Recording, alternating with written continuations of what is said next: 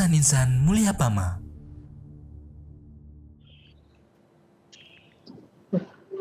Mana Bang Zubair, Ustadz? Kita mulai Ustadz.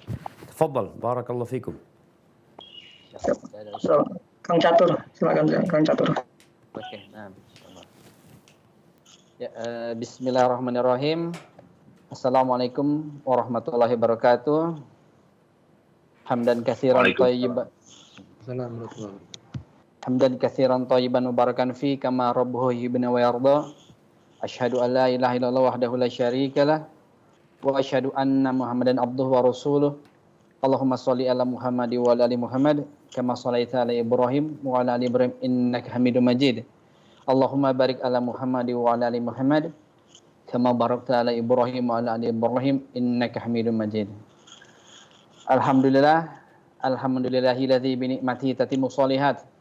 Puji syukur kehadirat Allah Subhanahu wa taala Rabbul Izzati wal Jalalah atas segala nikmat yang telah kita terima sampai saat ini, yaitu nikmat Islam, nikmat iman, nikmat taufik serta hidayah, sehingga kita disampaikan bisa hadir bersama-sama dalam kajian ilmu yang penuh rahmat di pagi hari ini. Salawat serta salam tidak lupa kita panjatkan kepada junjungan kita uswatun hasanah Nabi kita Muhammad sallallahu alaihi wasallam, juga kepada keluarganya, para sahabat, dan kepada seluruh umatnya yang senantiasa mengikuti dan meniti jalan yang telah beliau ajarkan, dan semoga kita semua mendapatkan syafaatnya atas izin Allah di hari perhitungan kelak. Amin amin ya rabbal alamin.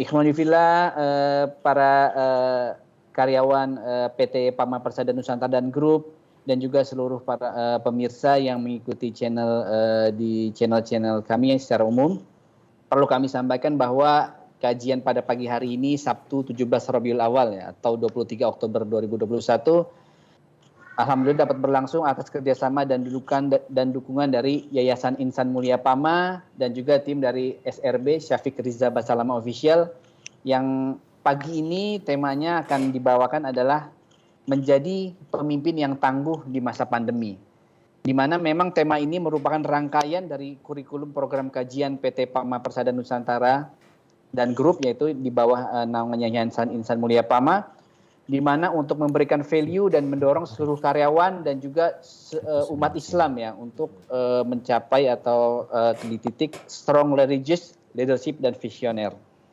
Dan pemateri insya Allah akan disampaikan oleh gurunda kita Ustadz Dr. Syafiq Riza Basalama MA Hafizahullah Ta'ala. Kajian insya Allah akan berlangsung sekitar 1,5 jam paling lama, di mana sesi awal akan disampaikan materi oleh Ustazi, dan setelah itu akan dilanjutkan dengan sesi tanya jawab dari para jemaah sekalian. Bagi peserta dari PT Pama Persada Nusantara dan Grup yang mengikuti kajian via Microsoft Teams, kami sampaikan mohon wajib menonaktifkan fitur kamera dan juga di mute ya. Nanti jika memang dibutuhkan baru akan dibantu oleh admin. Sekali lagi buat para karyawan dari PT Pama Persada Nusantara dan Grup yang mengikuti kajian via Microsoft Teams untuk menonaktifkan fitur kamera dan juga fitur soundnya. Untuk mengajukan pertanyaan nanti dapat melalui aplikasi Microsoft Teams menggunakan fitur Q&A dan juga bisa raise hand untuk sesi pertanyaan langsung. Dan para peserta dari channel media sosial Instagram maupun YouTube dapat WA ya pertanyaannya ke moderator di 0856 9370 6179. Nanti nomornya akan ada di running text ya di waktu kajian berlangsung dengan format nama, asal, dan pertanyaan yang diajukan. Nah, sebelum kita memulai kajian ini, insya Allah akan disampaikan sambutannya dari perwakilan manajemen Yayasan Insan Mulia Pama, yaitu dengan Pak Yose. Kepada Pak Yose Admiral, tafadhol dipersilakan Pak Yose. Baik, Assalamualaikum warahmatullahi wabarakatuh. Waalaikumsalam warahmatullahi wabarakatuh. Alhamdulillahirrahmanirrahim. Allahumma sholli wa sallim ala Muhammadin wa ala alihi wa ashabihi ajma'in, amma ba'du. Pak Ustadz Belum dan keluar videonya Pak Yose. yang kami hormati, pertama-tama kita bersyukur kepada Allah SWT atas semua nikmat yang diberikan kepada kita, nikmat iman, nikmat Islam, nikmat sehat walafiat, dan alhamdulillah kita bisa berkumpul, bisa berjumpa di media Blur ya. Saya matikan aja videonya ya. Nah, biar kita bisa ngelihat Pak Yose nih. Kalau Ya ini kayak blur nih Pak. enggak enak videonya barusan. Nyalain aja Saya, Pak. Itu nggak apa-apa. Oh ya, sudah Pak? Ya, aman. Ya. Kita bersyukur kepada Allah SWT atas semua nikmat yang diberikan kepada kita. Dan alhamdulillah pada hari ini kita mendapat kesempatan mendapatkan tausiah dari Pak Ustadz Syafiq. Dan seperti kita ketahui di masa-masa sekarang ini cukup sulit bagi kita. Namun kita sebagai umat Islam yang beriman tentu punya keyakinan bahwa apa yang sudah menjadi ketetapan dari Allah itu merupakan suatu yang harus kita hadapin, dan itu memperkuat kita juga untuk menjadi seorang hamba Allah, dan sebagai pemimpin bagaimana kita bisa menghadapinya ini dengan baik. Pak Ustadz sudah banyak tahu juga tentang PAMA dengan segala permasalahannya, dan pada hari ini kami ingin mendengarkan langsung dari Pak Ustadz, tausiah dari Pak Ustadz bagaimana kami sebagai pemimpin, baik pemimpin di keluarga, terutama kami pemimpin ada di perusahaan, bagaimana kita menghadapi masa-masa sulit, dan bagaimana janji Allah kepada seorang pemimpin yang adil nanti di akhirat. Demikian Pak Ustadz yang dari kami, dan kepada kawan-kawan pengurus Yayasan Insan Mulia PAMA, ini satu kesempatan baik bagi kita setelah tadi kita sholat malam, sholat sunnah fajar, sholat subuh, kemudian kita tadi zikir pagi petang, dan alhamdulillah kita mendapatkan tausiah dari Pak Ustadz. Mudah-mudahan ini membawakan kebaikan bagi kita, membuat keberkahan juga kepada perusahaan kita. Billahi taufiq wal hidayah. Assalamualaikum warahmatullahi wabarakatuh. Waalaikumsalam. Waalaikumsalam warahmatullahi wabarakatuh. Jazakallah khair Pak Yose atas sambutan yang disampaikan. Berikutnya sebelum kita masuki kajian, kita sapa Ustadz terlebih dahulu ya. Assalamualaikum Ustadz. Waalaikumsalam warahmatullahi wabarakatuh. Ahlan wa sahlan. Sabahal khair. Gimana kabarnya? Alhamdulillah Ustadz. Gimana kabar Ustadz? Sehat semuanya Bang. Alhamdulillah. Ini harapan teman-teman nanti insya Allah pandemi udah mulai berkurang Ustadz, nanti Ustadz bisa berkunjung ke tempat kami ya nanti ya. Amin. Jakarta lagi. Semoga Allah mudahkan. Semoga Allah mudahkan kita bisa keluar lagi dari Jember nih. Alhamdulillah, amin insya Allah Ustadz. Semoga pandemi segera Allah angkat ya dari negeri tercinta ini. Allahumma amin. Taib, untuk mempersingkat waktu Ustadz, mungkin karena ada saudara-saudara kita juga yang ada di bagian Indonesia Timur yang jamnya mungkin lebih cepat 1 jam ya di sana ya, dan masih ada yang masuk shift pagi juga. Jadi untuk mempersingkat waktu, insya Allah tafadol kajian dapat segera dimulai. Tafadol Ustadz. Barakallahu fikum. Alhamdulillahi Rabbil Alamin. Wabihi nasta'in ala umuri dunya wad din. Segala puji bagi Allah, Tuhan semesta alam. Dialah yang menciptakan kita. Dialah yang mengatur kehidupan kita. Dialah yang memberikan segala fasilitas untuk kita. Dan kelak kepadanya kita akan kembali. Salawat dan salam semoga tercurahkan untuk penghulu para utusan Allah, untuk pemimpin orang-orang yang bertakwa, untuk keluarga beliau, untuk para sahabat beliau dan orang-orang yang mencintai beliau. Amma ba'd, ahibati fillah, bicara menjadi pemimpin. apa yang seharusnya dimiliki oleh pemimpin. Apalagi di saat kondisi yang kritis. Kondisi yang memprihatinkan. Kita dapat melihat ya, sosok Nabi Musa alaihissalam. Yang Nabi kita alaihissalam disuruh sabar seperti sabarnya Nabi Musa. Tatkala beliau memimpin, membawa Bani Israel untuk meninggalkan Mesir. Mereka harus hijrah. Mereka harus pergi ke bumi di mana mereka dapat beribadah dengan nyaman dan tenang mengabdi kepada Sang Pencipta. Tatkala beliau membawa Bani Israel di malam hari. Dan tatkala matahari terbit, mereka sampai di pantai. Yang di situ tidak ada satupun kapal yang dapat mengangkut mereka. Dan dalam waktu yang bersamaan juga ternyata pasukan Fir'aun sudah sampai. Apa sikap pemimpin pada waktu itu? Allah Azza wa Jalla mengatakan, "Falamma tara al-jam'an qala ashabu Musa inna lamudrakun."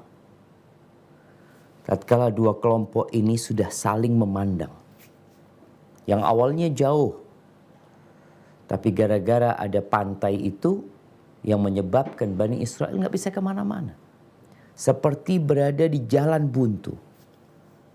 Sehingga pasukan Fir'aun yang mereka mengendarai kuda, mereka sudah mendekat dan sudah saling melihat. Maka umatnya Nabi Musa pada waktu itu mengatakan, kami habis sudah. Kami akan binasa. Tapi apa kata pemimpin mereka? Kalla. Nggak akan pernah mereka dapat membinasakan kita. Kenapa? Inna ma'iya rabbi sayahdin. Sesungguhnya bersamaku ada Tuhanku, ada penciptaku, ada pemilik langit dan bumi ini yang akan memberikan petunjuk. Gitu tuh seorang pemimpin yang senantiasa optimis, menanamkan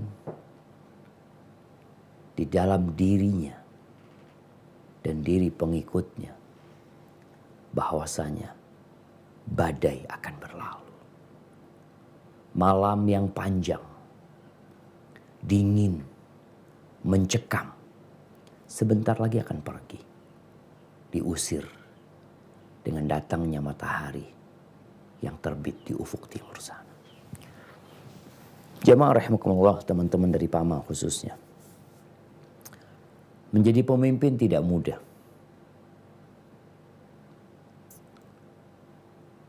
Kata Nabi SAW, "An-nas ka'ibili mi'ah." Orang tuh seperti 100 ekor onta. 100 ekor onta. La takadu tajid fiha rahila. Dari 100 ekor onta itu, kadangkala kita nggak dapat satu onta yang dapat ditunggang, itu nggak dapat. Padahal 100 ekor onta. Manusia seperti itu. Dari 100 orang, kadangkala wala satu dari mereka yang pantas untuk jadi pemimpin. Yang dapat ditunggangin. Yang dapat mengantarkan ke tempat tujuan. Tidak semua orang layak menjadi pemimpin. Kita berada di masa yang kadangkala pemimpinnya itu pemimpin karbitan. Yang memang nggak siap dia sebenarnya. Tidak memiliki kredibilitas dan integritas. Tapi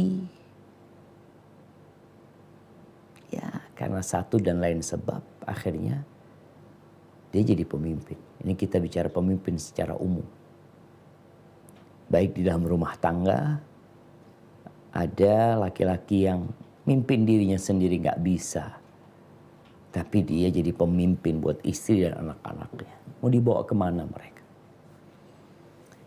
Semua orang itu harus tahu dengan kapasitas dirinya. Atau harus dikasih tahu sama orang lain. Ada orang yang ngerti, itu gak bisa.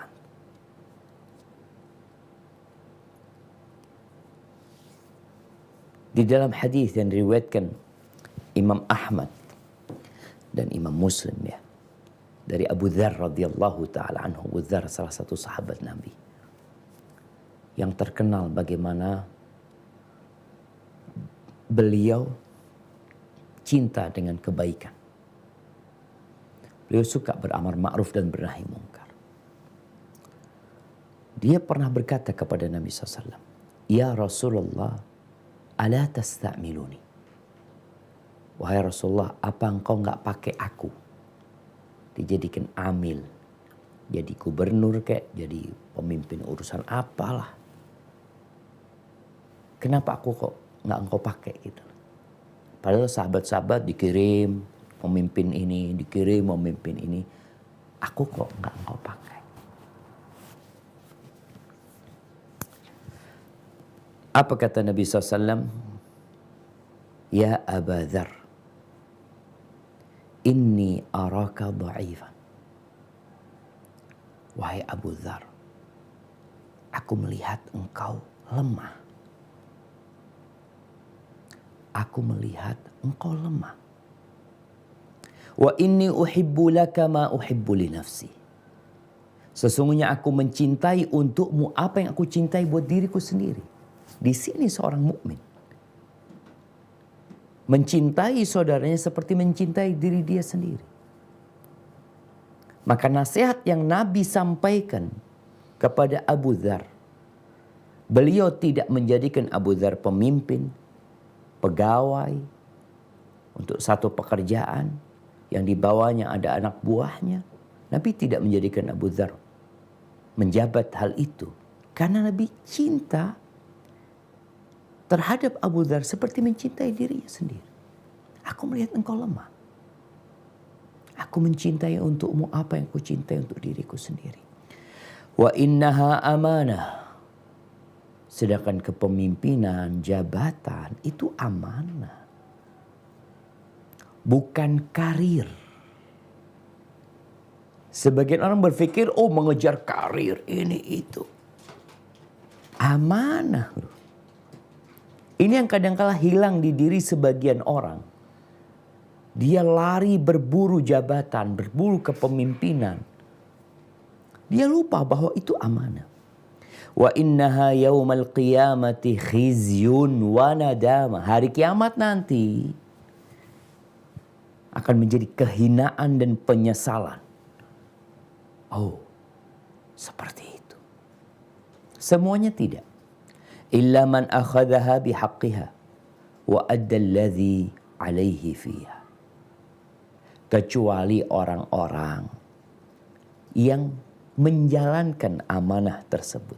Dia mengambil dengan cara yang benar. Dia mendapatkan hal itu dengan cara yang baik dan benar. Kemudian dia melaksanakan tugas-tugas yang diembankan kepadanya.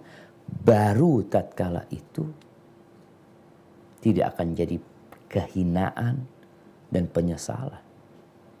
Orang yang berada di atas di dunia ini dihormatin. Iya. Dimuliakan. Semua hormat sama dia. Taat, patuh sama dia.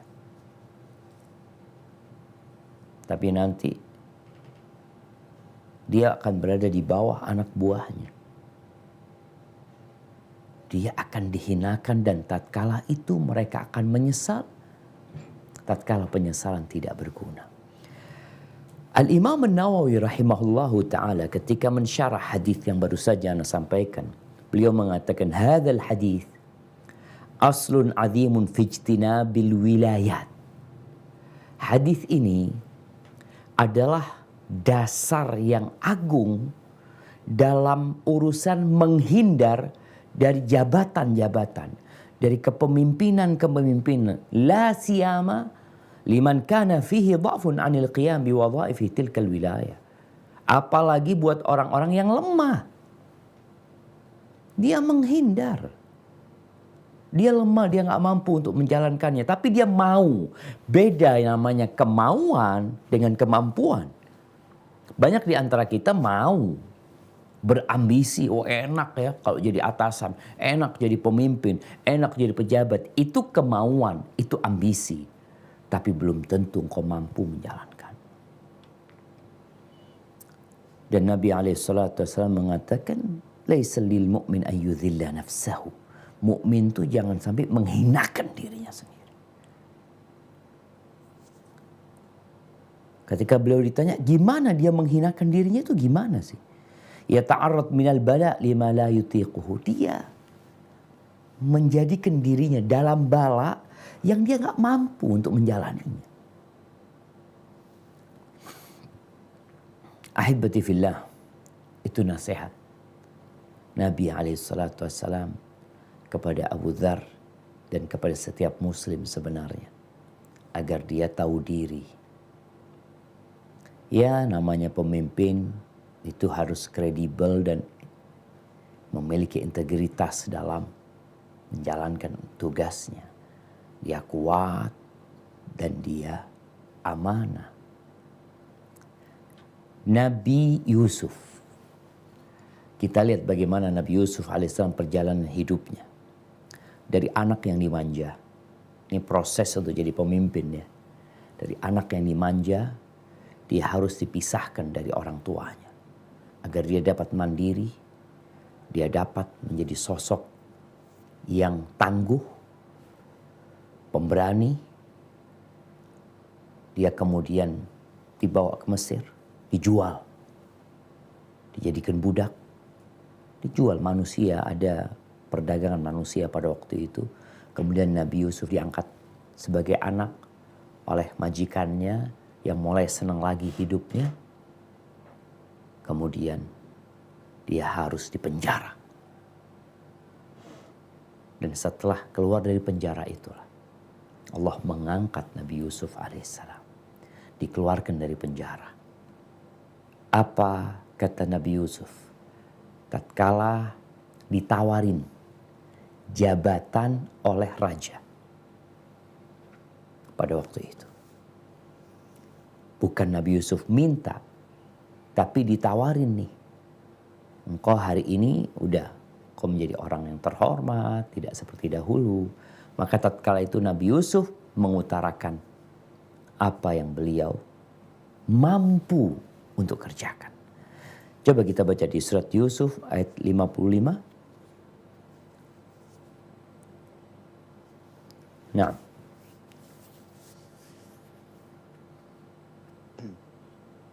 A'udzu billahi minasy syaithanir rajim.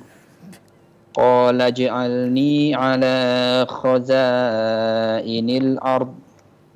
Inni hafizun alim.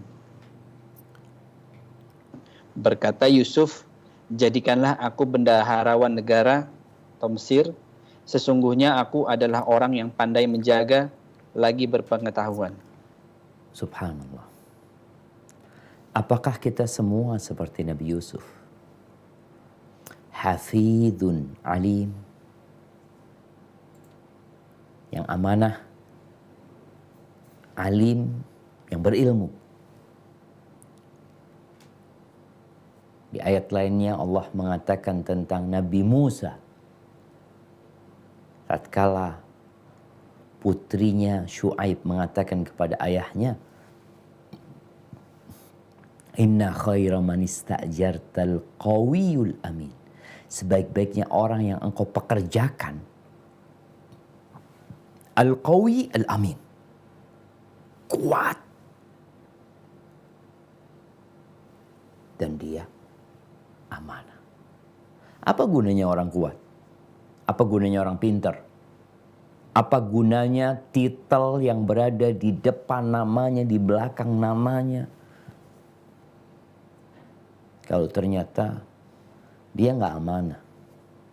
Maka di sini kita akan masuk ke perincian sifat seorang pemimpin. Ya, di masa pandemi lebih harus diperhatikan lagi. Karena ada orang yang mampu memimpin di saat suka, di saat senang. Tapi di saat duka, dia kabur. Yang pertama, pemimpin itu harus memiliki hati yang bersih. Maka pemimpin ini harus mengkoreksi hati dia. Kita bicara hati, kata Nabi SAW, ala inna fil jasadi mudghah. Di tubuh manusia ini ada satu organ. Kalau organ ini baik, sehat, selamat, maka semuanya jadi baik. Tapi kalau sakit nih organ, ya semuanya jadi sakit. Apa? Al-qalb, hati. Allah Azza wa Jal ketika mengutus Rasul SAW, ayat pertama turun itu Iqra. Kemudian setelah itu turun Al-Muddathir. Allah mengatakan, ya ayyuhal muddathir, qum fa'andir. Wa rabbaka fakabbir, wa thiyabaka fatahhir. Beliau mulai berjalan nih. Jadi disebutkan Nabi kita alaihi salatu wassalam itu menjadi nabi dengan turunnya Iqra. Turunnya Iqra, beliau jadi nabi. Beliau menjadi rasul yang punya kewajiban menyampaikan itu ketika turun Al-Muddathir. Allah katakan, ya ayyuhal muddathir qum fa'andir. Bangkit, engkau berikan peringatan. Wa rabbaka fakabbir, agungkan Allah. Wa thiyabaka fatahhir, pakaianmu engkau sucikan. Para ulama tafsir ketika menjelaskan tentang engkau sucikan pakaianmu, maksudnya adalah hatimu. Ya kalau pemimpin itu hatinya nggak bersih, maka yang ada dia hanya akan memikirkan dirinya sendiri.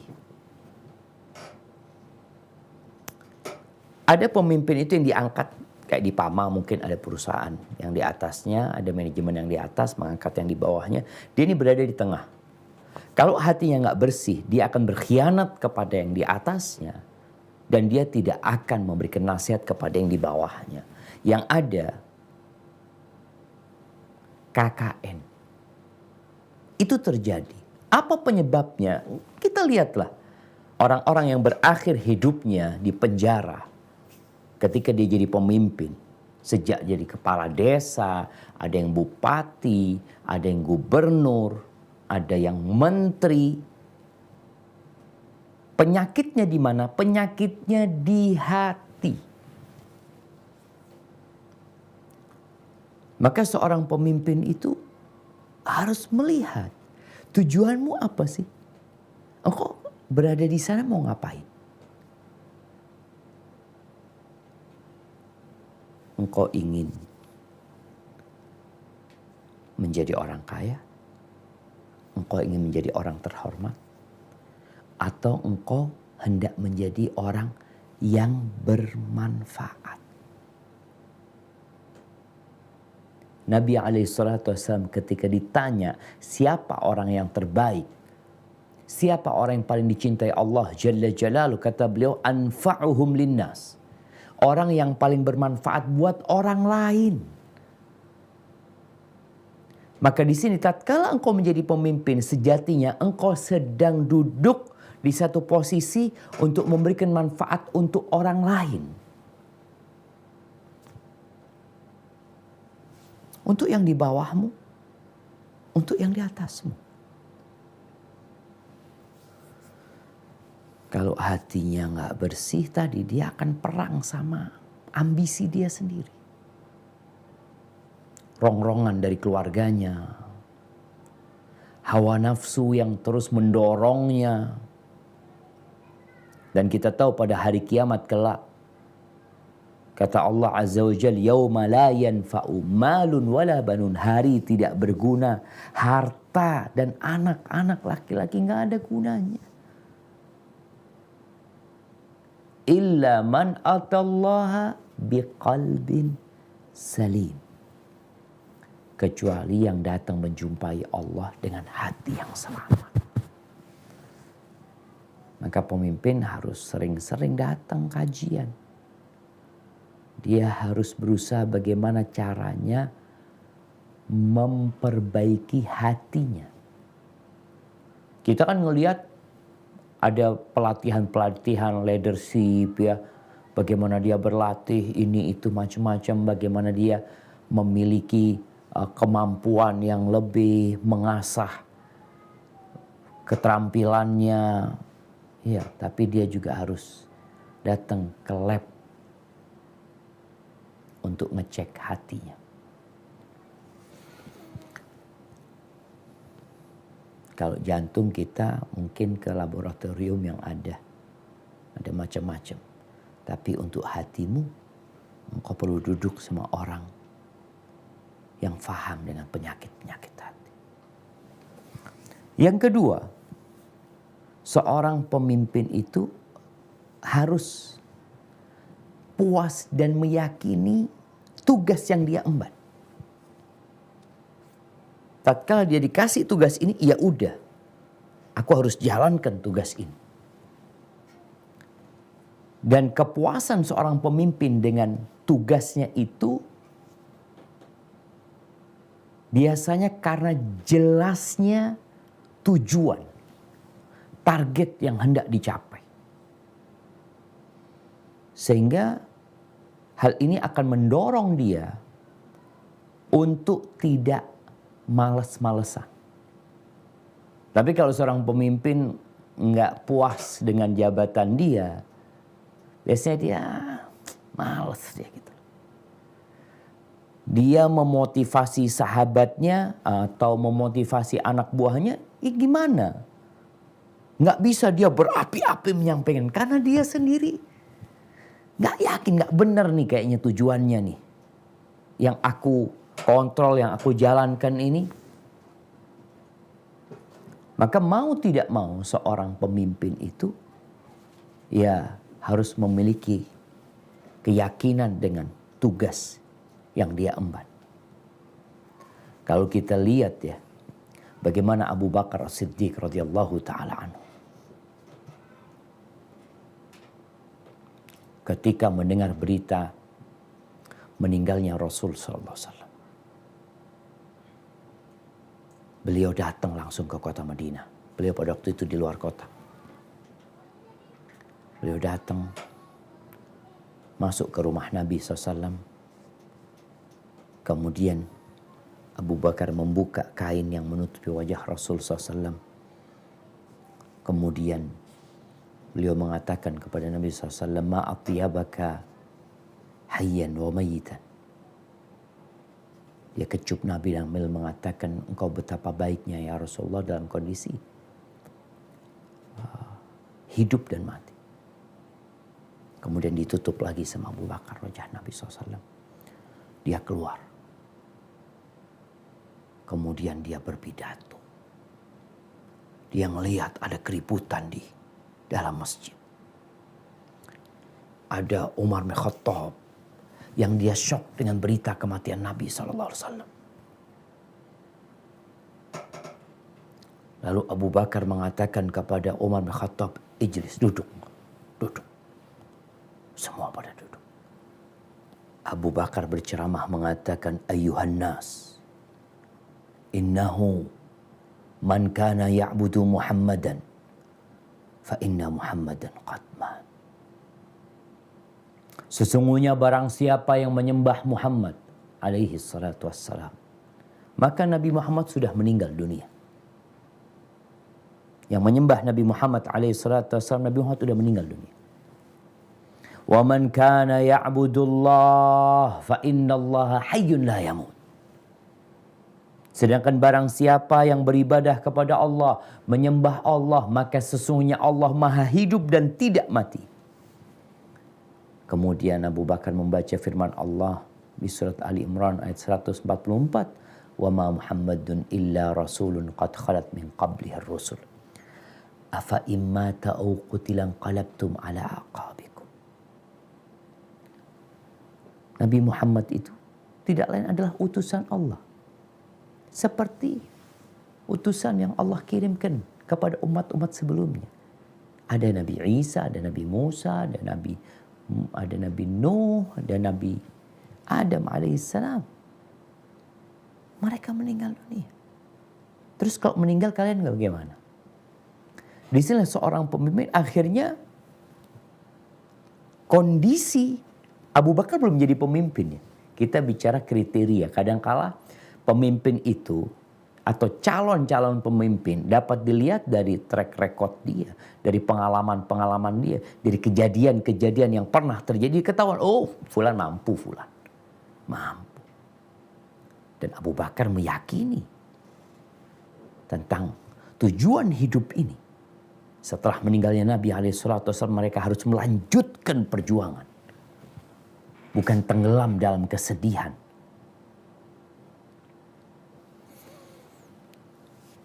Yang ketiga, pemimpin itu harus kenal dengan orang-orang yang di sekitarnya. Karena dia akan memberikan amanah lagi kepada orang-orang tersebut. Sehingga dia tahu anak buahnya fulan ini di mana tempatnya. Jadi apa dia?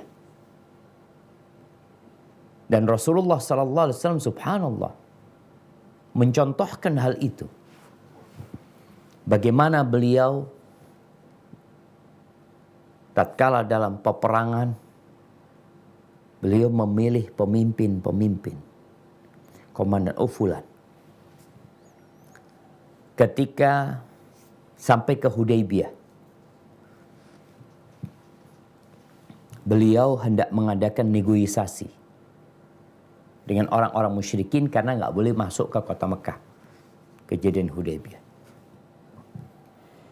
Nabi SAW hendak mengutus Umar bin Khattab radhiyallahu ta'ala anhu.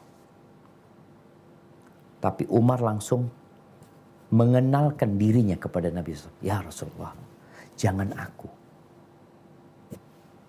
Disebutkan sebabnya oleh Umar. Iya, Nabi memahami. Lalu Umar menawarkan Utsman bin Affan. Engkau kirimkan Utsman. Utsman ini mereka cintai. Dan subhanallah betul.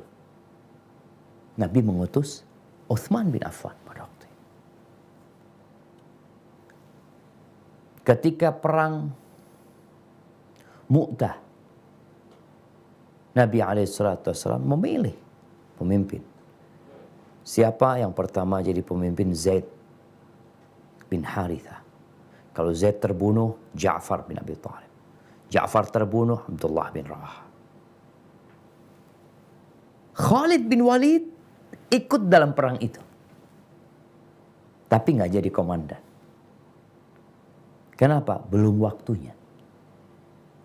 Jadi seorang pemimpin itu harus tahu dengan karakter anak buahnya, kemampuan mereka. Karena dia nggak kerja sendiri, kerja tim. Khalid bin Walid tidak dijadikan, dia baru masuk Islam. Dia baru masuk Islam walaupun udah diketahui bagaimana track recordnya Khalid bin Walid. Tapi ada sesuatu yang masih kurang di Khalid. Dia harus melalui proses ini. Wa subhanallah, setelah 3 pemimpin meninggal dunia, siapa yang melanjutkan kepemimpinan orang 3 ini? Khalid bin Walid. Secara sukarela dia. Karena mereka sudah nggak ada lagi yang ditentukan Nabi SAW. Di sini ketika pemimpin tahu dengan anak buahnya, ada anak buahnya yang belum waktunya, dia dikirim sebagai pendamping, sebagai asisten.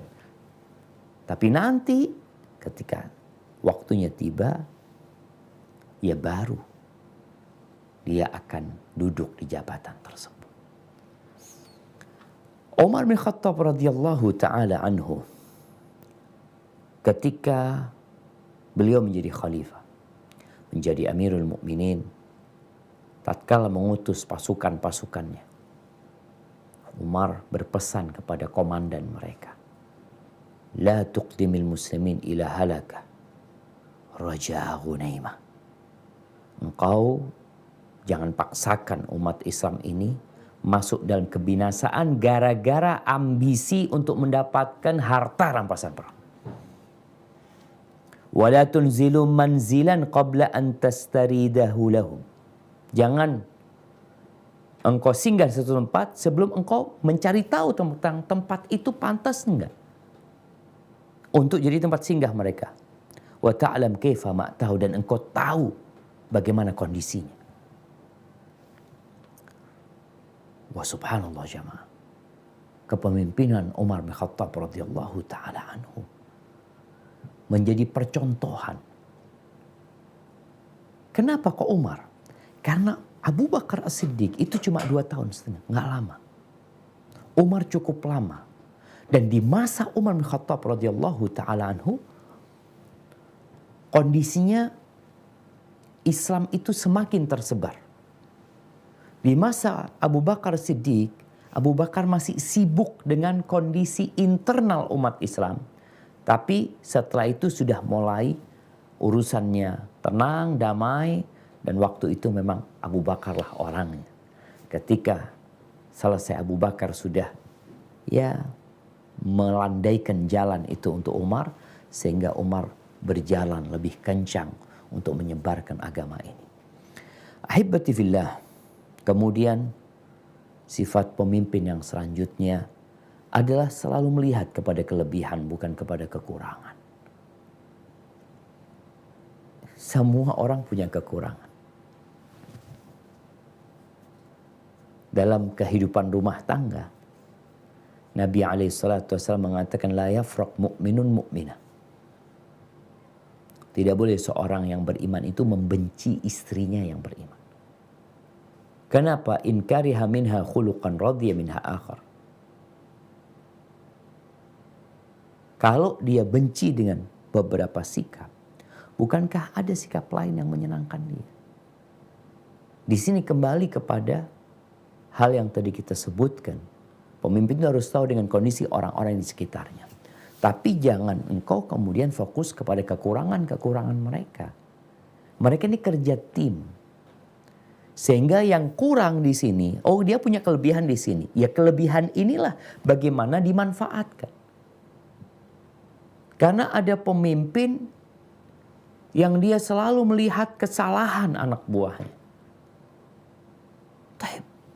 Siapa yang gak punya kesalahan gitu. Tapi bukankah dia telah melakukan sesuatu yang baik, sesuatu yang indah? Kesalahan itu diperbaiki. Bukan kesalahan itu diumbarkan. Tapi ada kondisi-kondisi yang memang seperti tangan yang terkena penyakit gula yang udah membusuk, mau gak mau diamputasi. Tapi yang lainnya masih bisa dimanfaatkan. Kemudian pemimpin itu harus berilmu.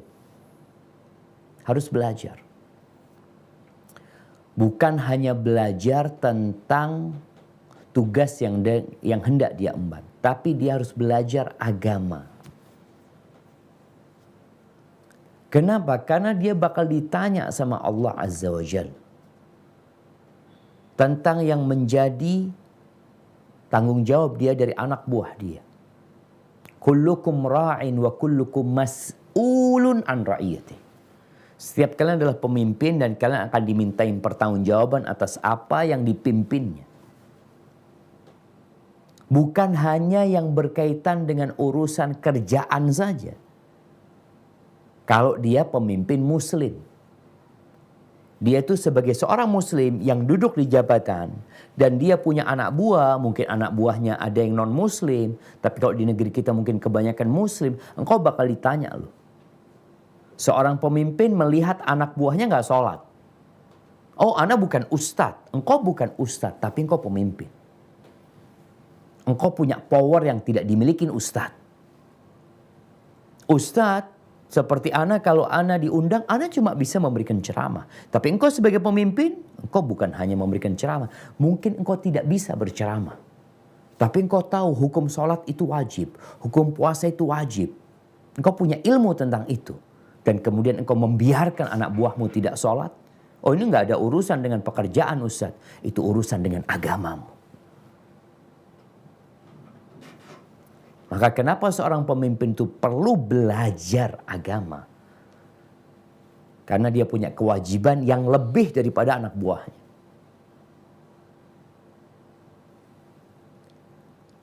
Kekuatan, jabatan semakin tinggi, itu bersama itu ada tanggung jawab yang semakin besar.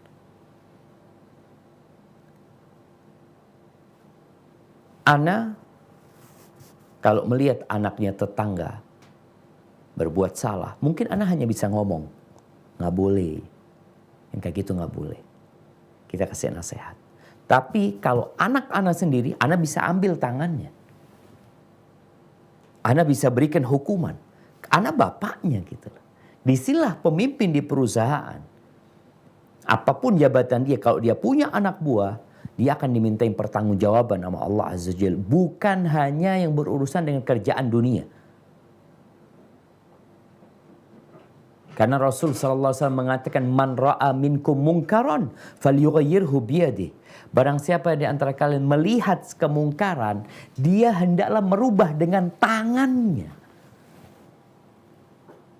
Para ulama ketika berbincang, dengan tangannya dengan apa? Dengan power. Ini khusus buat orang-orang yang memiliki kekuasaan. Disebutkan contohnya orang tua di rumahnya, pemimpin di perusahaannya, yang dia bisa memecat itu orang. Dia bisa pecat tuh orang. Makanya di beberapa perusahaan, Masya Allah, pemimpin-pemimpin yang belajar, yang ditulis itu bukan utamakan keselamatan. Dia tulis utamakan sholat dan keselamatan. Apa gunanya kita selamat selama bekerja? Kita selamat nggak pernah terkena paku, kita nggak pernah lecet, selamat, tapi kita masuk neraka jahanam. Na'udzubillah min dzalik. Karena kita tidak mendirikan sholat. Maka bicara ilmu ini harus thalabul ilmi faridatun ala kulli muslim. Setiap muslim wajib gitu. Apalagi kalau dia pemimpin.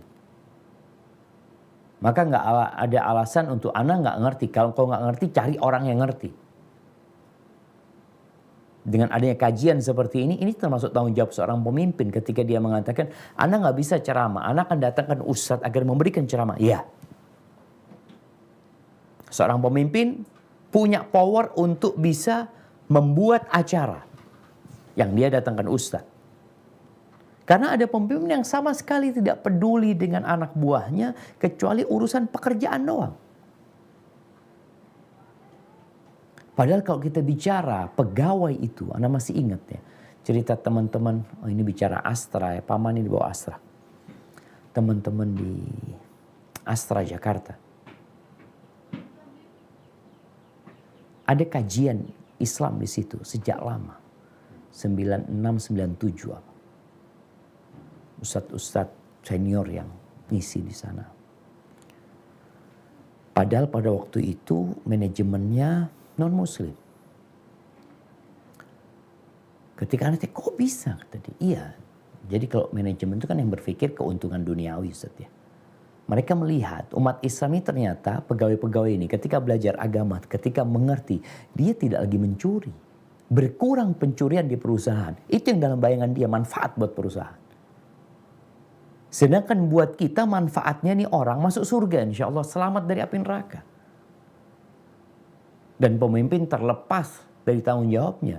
Dia melihat kemungkaran, dia rubah dengan tangannya, gak mampu dengan lisannya, gak mampu dengan hatinya. Siapa yang dengan hati ya tentunya orang-orang yang gak punya kemampuan. Tapi engkau pemimpin punya kemampuan. Kemudian yang selanjutnya pemimpin itu adalah orang yang suka bermusyawarah.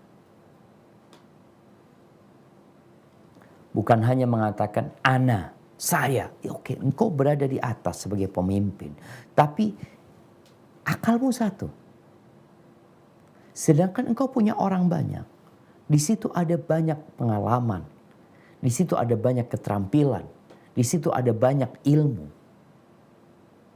Oleh karena itu, Allah Jalla Jalaluhu memerintahkan nabinya alaihi salatu wassalam untuk musyawarah. Apa kata Allah di surat Ali Imran ayat 159?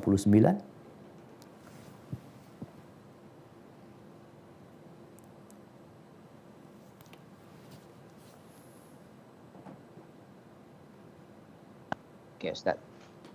A'udzu billahi minasy syaithanir rajim.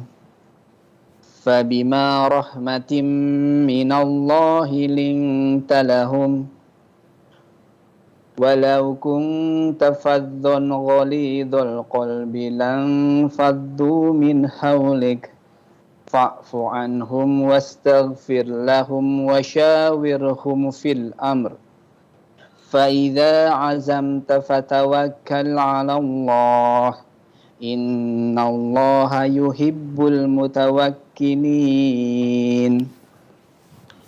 Maka disebabkan rahmat dari Allah lah kamu berlaku lemah lembut terhadap mereka.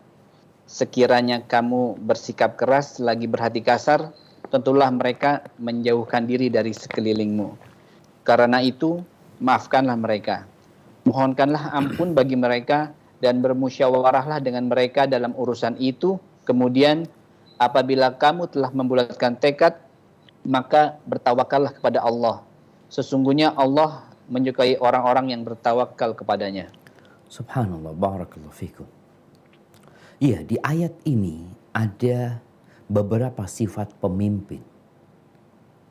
Yang pertama kalau kita lihat sebelum bicara musyawarah, pemimpin itu harus lembut hatinya. Lembut. Sebagian orang berpendapat kalau engkau lemah lembut sama anak buahmu, diinjak-injak sama mereka, engkau harus keras sama mereka. Ternyata Allah katakan kepada Nabi-Nya SAW, walau kunta faddan ghalidhal qalbi lan faddu min haulik. Kalau engkau kasar, keras hatinya, kabur semua dari engkau. Dan Nabi alaihi salatu wassalam bersabda tentang urusan lemah lembut dari sifat pemimpin ini. Dalam hadis yang diriwayatkan Imam Muslim, Allahumma man waliya min amri ummati syai'an fashaqqa alaihim fashquq alaihim. Ya Allah, siapa saja yang mengurusin urusan umatku, lalu dia mempersulit mereka, persulit mereka ya. Wa man waliya min amri ummati syai'an farafaqa bihim farfuq bihim. Dan siapa saja dari umatku yang menjadi pemimpin yang ngurusin urusan umatku, lalu dia berlemah lembut dengan mereka, maka engkau lembutlah sama dia ya. Maka harus ada yang namanya sifat penyayang di hati pemimpin. Ngomongnya enak, lembut, kerjanya nggak marah-marah dong. Jangan dipikir kalau pemimpin itu ya harus marah-marah terus. Enggak, berarti engkau nggak tahu sama anak buahmu. Anak buah melakukan tugas dengan cinta itu lebih baik daripada dia melakukan tugas dengan terpaksa. Ketika terpaksa, engkau nggak ada, dia tinggalin tugas itu. Tapi tatkala engkau menanamkan cinta kepada anak buah dan membangun komunitas yang saling mencintai, menyayangi, maka tanpa ada dirimu, mereka akan terus bekerja. Mereka akan saling tolong-molong di antara mereka. Kenapa? Karena di sini ada cinta yang kita sedang bangun dan bersemi. Subhanallah. Kemudian kata Allah, ini sifat yang kedua dalam ayat ini, fa'fu anhum, maafkan mereka. Ya, ada yang berbuat salah, ada yang kerjanya nggak tepat, ya maafkan mereka. Ada perkara-perkara yang memang dapat dimaafkan. Sampai ketika ada seorang sahabat bertanya kepada Nabi SAW, "Ya Rasulullah, kam na'fu anil khadim?" Berapa kali kita memaafkan pembantu, anak buah nih. Memaafkan budak yang mungkin dalam melaksanakan tugasnya ada yang kurang tepat ini. Nabi diam tidak menjawabnya. Sampai sahabat itu bertanya 3 kali. Lalu Rasulullah SAW mengatakan, "Ufu anil khadim fi kulli yaumin 70 marrah." Maafkan pembantumu tiap hari 70 kali. 70 kali. Kita lihat bagaimana Rasulullah SAW memaafkan. Beliau disakiti. Karena beliau ingin kebaikan. Ingin memberikan manfaat kepada semuanya. Bukan ingin menunjukkan eksistensi dirinya. La alaihi salatu wassalam. Bagaimana tatkala beliau ditawarin sama malaikat penjaga gunung. Agar malaikat itu menimpakan 2 gunung kepada penduduk Mekah atau penduduk Taif. Orang kalau memikirkan dendam untuk dirinya yang disakiti, maka dia akan berpikir, hancurin mereka. Tapi Nabi SAW mengatakan, bal arju, enggak, aku berharap. Allah keluarkan dari anak keturunan mereka generasi yang menyembah Allah dan tidak menyekutukan Allah dengan sesuatu apapun. Kemudian selain memaafkan, Allah suruh Nabi SAW istighfar buat mereka. Ini pemimpin sudah memaafkan, berdoa memohon ampunan buat orang-orang yang menyakitinya. Kemudian setelah itu naik lagi, wasyawirhum fil amri, ajak musyawarah mereka. Sehingga mereka merasa dihargain. Kan ada pemimpin-pemimpin yang gak pernah musyawarah. Musyawarah cuma, apa istilahnya, ya hanya formalitas. Tapi yang ada dalam pemikiran pemimpin ini, pemikiran Anda yang harus dijalankan. Jadi rapat itu ya sekedar dengerin pendapat ini itu, terakhir ya sudah. Yang Anda sampaikan tadi itu yang dijalankan. Oh, ini menyebabkan anak buah malas untuk musyawarah. Karena ternyata pemimpin ini nggak mau musyawarah, cuma aturannya harus ada musyawarah. Akhirnya dia musyawarah. Rasulullah SAW bermusyawarah. Dan beliau benar-benar musyawarahnya. Kejadian perang Uhud, beliau musyawarah tentang apa yang harus dilakukan. Kita keluar kota Madinah, menghadapi mereka di luar kota, atau kita bertahan di dalam kota Madinah, sehingga kekuatan kita lebih besar. Nabi condong kita bertahan di kota Madinah. Tapi sebagian sahabat yang muda-muda mengatakan, ya Rasulullah kita hadapin mereka. Kita ini gak pernah memasukkan musuh ke dalam kota. Masa kita sekarang memasukkan mereka? Kita hadapin mereka di sana. Ini itu macam-macam. Akhirnya Nabi SAW mengikuti pendapat para sahabat yang mereka ingin menghadapi musuh-musuh di luar kota Madinah. Hari itu hari Jumat. Sore harinya para sahabat menyesal. Kok kayaknya kita maksa Nabi SAW untuk ikut pendapat kita. Akhirnya mereka mengatakan, ya Rasulullah, Nabi udah pakai baju perangnya. Ya Rasulullah, kita ikut pendapatmu lah, mana yang kau lebih sukai kalau kita bertahan di kota Madinah. Kata Nabi SAW, maka nali nabiyyin idza labisa la'matahu. Nabi itu kalau udah pakai baju besinya, nggak boleh beliau tanggalkan baju besinya. Sampai Allah memutuskan apa yang terjadi.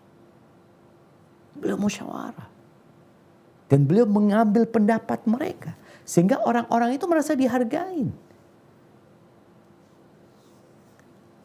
Ketika perang Khandaq, beliau musyawarah lagi. Gimana nih ceritanya? Pasukan musuh besar, kita menghadapi di luar udah kayaknya berat sekali.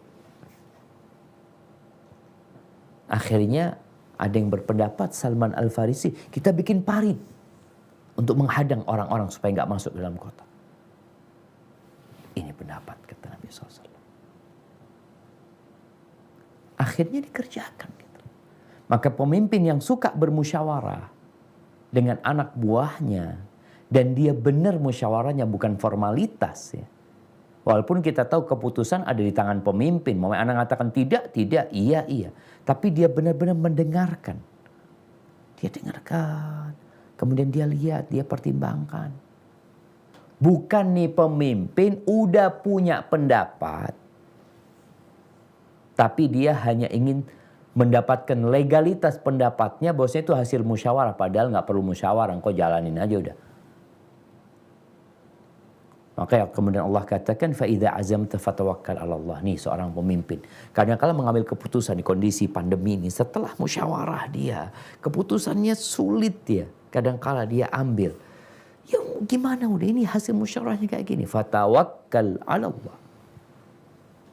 Udah serahkan sama Allah.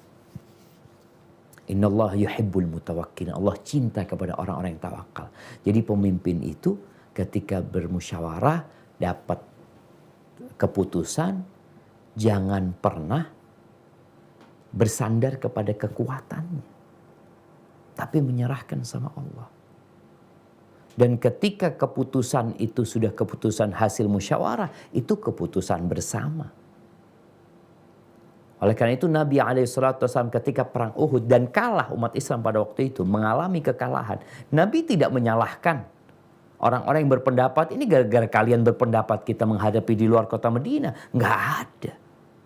Kenapa? Karena ini hasil musyawarah dan ini keputusan bersama yang kita harus tanggung bersama. Jadi nggak ada ngomong ketika musyawarah rapat. Ini pendapatmu yang kau tanggung jawab ya. Oh, kau tanggung jawab. Ya, kita musyawarahkan. Tanggung jawab siapa? Tanggung jawab kita bersama. Subhanallah. Kemudian pemimpin itu harus adil. Tadi kita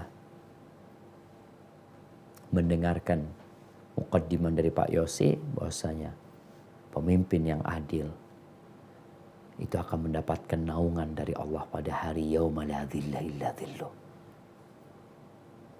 Ketika dia tidak pilih kasih. Ketika dia tidak menzalimin. Tatkala dia tidak berpikir tentang kepuasan dirinya. Imamun adil. Ada 7 golongan yang akan mendapatkan naungan dari Allah. Pada hari tidak ada naungan kecuali naungannya. Salah satunya siapa? Imamun adil. Dan itu yang pertama disebut sama Nabi SAW. Maka pikirkan yang nanti. Orang kalau bicara keadilan ini kadangkala ya kalau anak adil kayaknya susah anak hidup. Maksudnya nggak bisa kaya, nggak bisa ini dan itu. Nggak. Engkau akan bahagia. Di dunia dan di akhirat. I'dilu huwa aqrabu littaqwa. Kata Allah berlakulah adil. Itu lebih baik. Lebih dekat dengan ketakwaan. Dan kalau kita lihat bagaimana Nabi SAW subhanallah. Menyelesaikan konflik yang terjadi dengan penuh keadilan. Yang jadi pemimpin setelah Nabi SAW bukan Ali bin Abi Thalib. Bukan pamannya Abbas. Tapi Abu Bakar.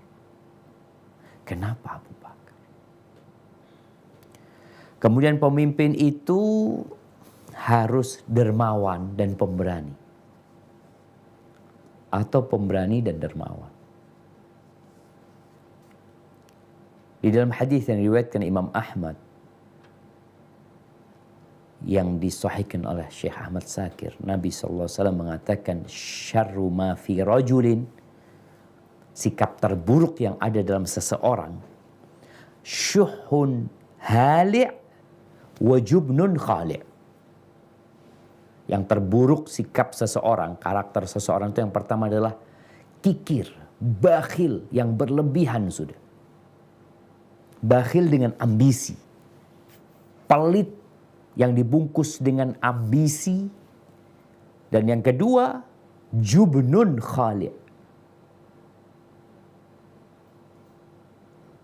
sifat pengecut. Yang kalau ada di diri pemimpin, ya habis sudah. Habis maksudnya anak buah punya pemimpin yang pengecut. Yang kalau ada apa-apa selalu nyalakan, oh ini anak buahnya nih, ini. Loh, engkau hadapi. Engkau hadapi. Ada pemimpin yang pelit sekali. Ya kita lihatlah anak buah itu suka banget sama pemimpin yang royal. Nah, dan Rasulullah SAW ajwadun nas wa asja'un nas. Nabi SAW adalah orang yang paling dermawan dan paling pemberani. Jadi sebenarnya keberanian ini bukan hanya keberanian menghadapi masalah, tapi keberanian untuk mengeluarkan uang. Itu butuh keberanian. Karena diperlukan keyakinan. Kau yakin gak Allah kasih ganti? Dan Rasul SAW bagaimana didatangin oleh para sahabat, minta fulus ini, minta bantuan sama Nabi SAW. Beliau SAW mengatakan bahwasanya ma'idni min khairin falan addakhirah. Harta yang ada pada diriku, aku gak akan simpan. Aku akan berikan kepada kalian. Dan beliau berbagi. Sampai bagaimana orang-orang yang awalnya benci sama Islam, nggak suka sama Islam, Nabi memberikan kepada dia 100 ekor onta. Yang ini satu lembah isinya kambing, domba. Lalu orang-orang itu pada beriman mengatakan, Inna Muhammadan yu'ti ata'an man la yakhshal faqr. Sesungguhnya Nabi Muhammad SAW itu memberi pemberian yang dia nggak takut sama kefakiran. Jadi berusahalah untuk menjadi pemimpin yang dermawan, dan kata Imam Syafi'i rahimahullahu ta'ala, wa in kathurat uyubuka fil baraya wa sirruka an yakuna lahu ghita'u. Walaupun engkau punya banyak kekurangan, tapi kekuranganmu yang merupakan rahasiamu itu harus ditutup. Jangan disebarin.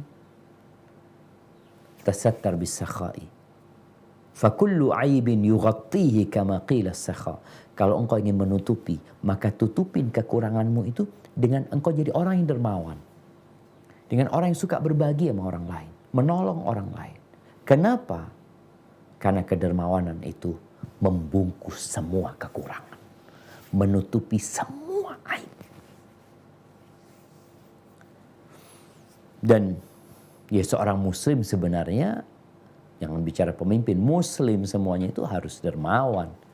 Bahkan Nabi SAW mengatakan, La ijtami'u imanun wa syuhun fi jawfil amdi. Iman itu gak berkumpul dengan sifat kikir yang berambisi.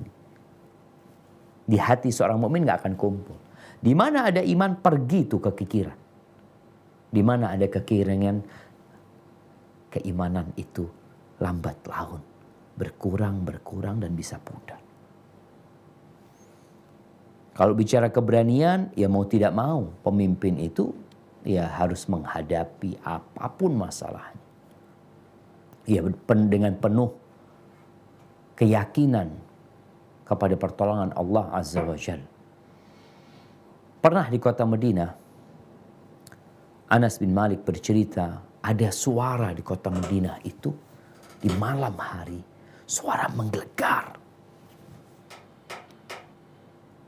Kayaknya ada musuh yang menyerang kota Madinah atau apa. Orang-orang pada keluar mendengar suara itu. Ketika mereka keluar, ya tentunya para pemberani keluar rumah. Ternyata Nabi SAW udah balik dari tempat suara itu. Dengan naik kuda tanpa pelana dan pedang yang beliau bawa. Beliau kemudian mengatakan kepada para sahabatnya, Lan tura'u, nggak ada masalah, nggak ada apa-apa. Kalian pulang, nggak ada yang perlu dikhawatirkan. Pemimpin di depan siap untuk menghadapi apa saja. Setelah Rasulullah SAW siapa pemimpinnya? Abu Bakar Siddiq. Ali bin Abi Thalib ketika bertanya siapa orang yang paling pemberani? Kata pengikut Ali bin Abi Thalib, kata pasukannya Ali bin Abi Thalib mengatakan, anta ya amiran, engkau. Aku, kata Ali bin Abi Thalib, tidaklah menghadapi musuh kecuali aku habisin. Iya. Maksudnya pengalamannya seperti itu. Tapi orang yang paling pemberani itu Abu Bakar Siddiq. Mungkin Abu Bakar dari perawakannya enggak besar tubuhnya, enggak. Karena keberanian itu bukan di otot. Keberanian itu bukan di perut yang six-pack umpamanya. Keberanian itu di hati. Makanya kadang-kala ada orang gagah perkasa pengecut. Ada orang kurus pemberani. Ali bercerita tentang keberanian Abu Bakar Siddiq radhiyallahu ta'ala. Ketika di kota Mekah, Nabi SAW disakitin sama orang-orang musyrikin. Yang belain Nabi pada waktu itu SAW cuma Abu Bakar. Dipeluk sama Abu Bakar, ini dipukul sama Abu Bakar. Semua dijauhkan dari Nabi SAW. Itu keberanian Abu Bakar. Ketika beliau menjadi khalifah, terjadi permasalahan besar di dalam internal umat Islam. Adanya kelompok orang-orang yang murtad keluar dari Islam. Adanya kelompok orang-orang yang tidak mau bayar zakat. Sebagian sahabat berpikir, kita kalau orang yang gak mau bayar zakat, biarin dulu lah gitu. Abu Bakar mengatakan enggak. Aku tidak akan membiarkan orang yang membedakan antara sholat dan zakat. Andai kata mereka tidak mau mengeluarkan zakat sampai tali umpamanya, atau anaknya kambing yang biasa mereka bayarkan kepada Nabi SAW, aku akan perangi mereka. Para sahabat tatkala melihat itu, sampai Umar bin Khattab radhiyallahu ta'ala melihat ini kayaknya Abu Bakar benar nih, dengan keyakinannya, dengan keberaniannya. Ketika pasukan yang sudah dipersiapkan untuk berangkat ke Romawi di bawah pimpinan Usamah bin Zaid, para sahabat mengatakan, ya Abu Bakar nih pasukan jangan dikirim. Artinya jangan keluar kota, keluar negeri Islam gitu loh. Kita ini masih punya masalah di dalam negeri ini. Kata Abu Bakar radhiyallahu ta'ala anhu, apakah ketika aku menjadi pemimpin sekarang ini, melanjutkan tugas Nabi SAW, yang pertama aku lakukan adalah membatalkan misi Nabi SAW? Enggak mungkin. Kirim pasukan itu. Karena udah dipersiapkan sama Nabi SAW. Dan subhanallah, pasukan itu pulang membawa kemenangan, dan kedatangan pasukan itu menjadikan stabilitas negeri Muslim semakin terjaga. Kalau kita bicara Umar, Uthman, Ali, jangan ditanya, mereka pemimpin-pemimpin yang pemberani dan dermawan. Zaman ini orang semua pemberani dan dermawan semuanya. Itu harus ada di diri seorang pemimpin. Kemudian yang terakhir sabar. Sebelum yang terakhir, karena Allah Azza wa Jalla mengatakan, laqad kana lakum fi Rasulillahi uswatun hasanah. Contoh Nabi SAW. Beliau suri tauladan buat kita. Bagaimana kesabaran beliau menghadapi orang-orang yang kadangkala ya kurang adabnya, kurang etikanya. Beliau disakitin. Beliau bersabar. Dan kalau bicara sabar, apalagi di kondisi pandemi ini, ya mau tidak mau, sabar itu ada sabar yang terpaksa. Tapi ada sabar yang karena kita berusaha untuk sabar.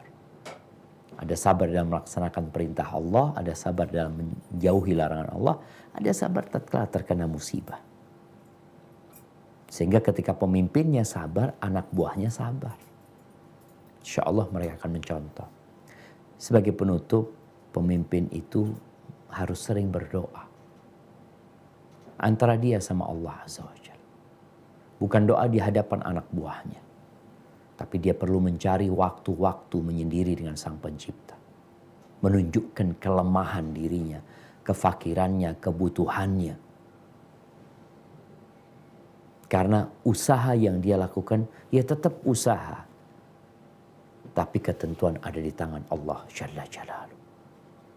Bagaimana Rasulullah SAW sering mendoakan umatnya.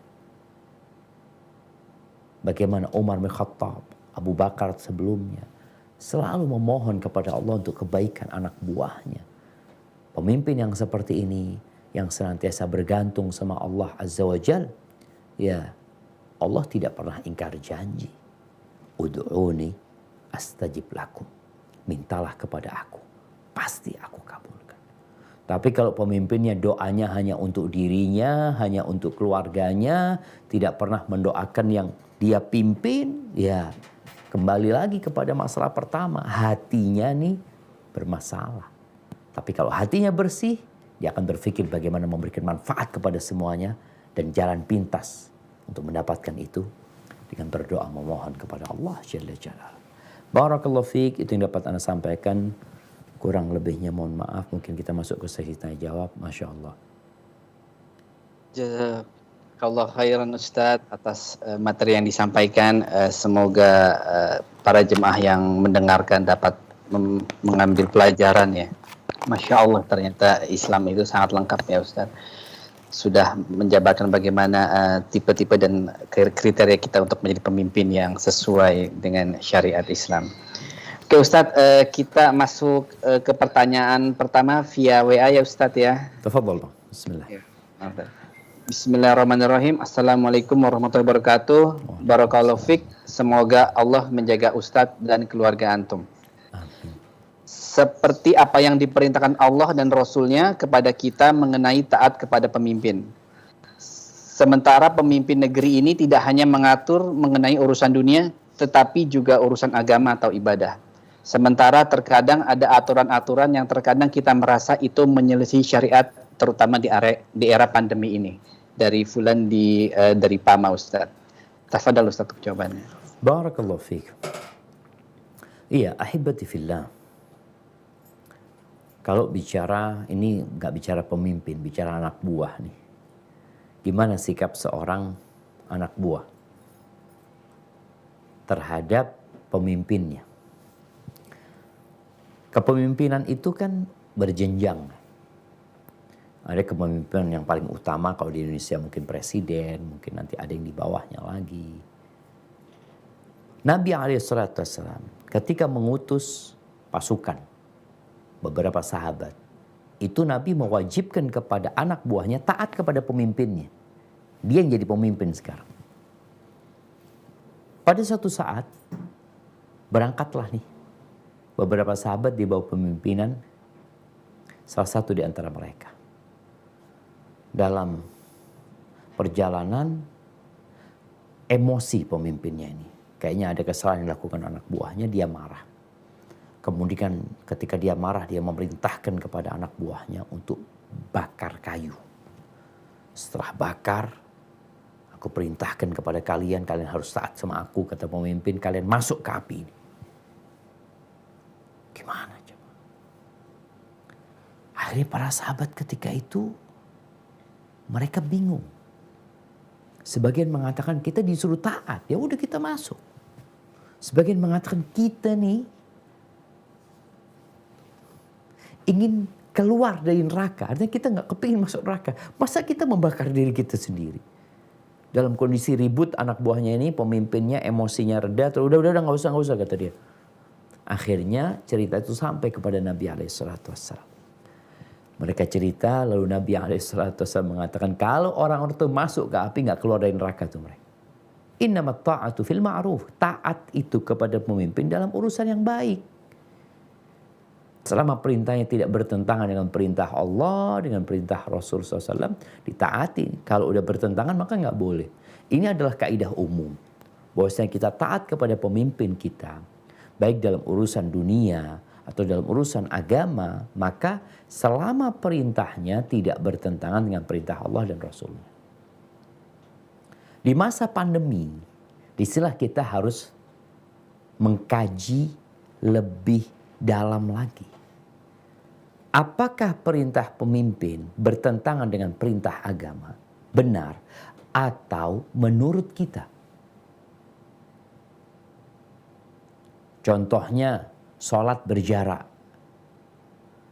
Menurut kita itu bertentangan dengan perintah agama.